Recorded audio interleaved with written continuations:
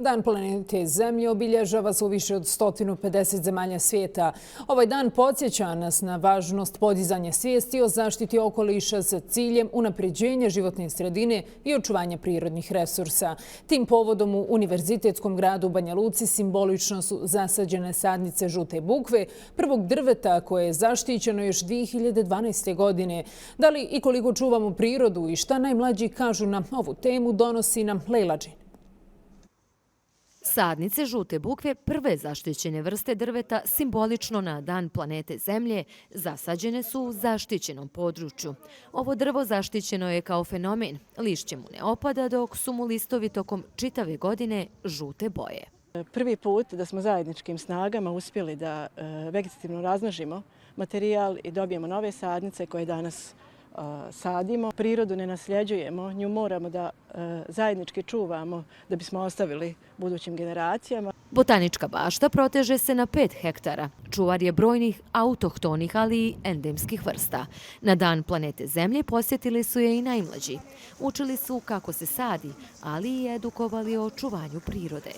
Najstarija botanička bašta ima sada stare nastalo je 1600 i neke, pa vi začinajte. Pitali smo ih kako i na koji način čuvaju prirodu. Ne bacam smeće u okolinu, da ne bacam u more i u rijeke i da pokupimo uvijek ono što bacimo. Šta bi ti možda poručila onim ljudima koji nemaju dovoljno izgrađenu svijest i koji možda dovoljno ne čuvaju prirodu? Šta bi im rekla?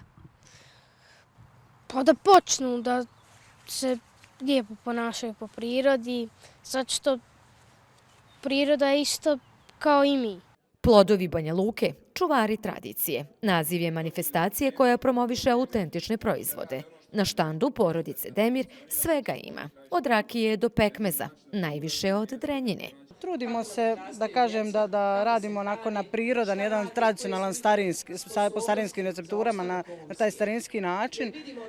Drenjina je sama po sebi karakteristična, ne može baš pretjerano ništa da se radi mašinama. Uglavnom sve mora ručno, rukama, tako da veliko strpljenje, volja, želja, trud, veliko zalaganje da bi se došlo do ovakvog nekog, da kažem, proizvoda. Najviše se traži ono najposebnije, mućeni pekmez od drenjine.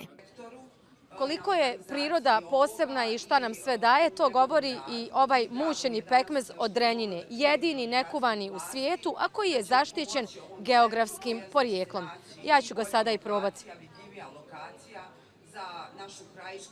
Ovo je savršeno. Pored domaćih proizvoda, posjetioci su danas mogli uživati u folkloru i zvucima tradicije. Lejla Džin, Euronews, Banja Luka.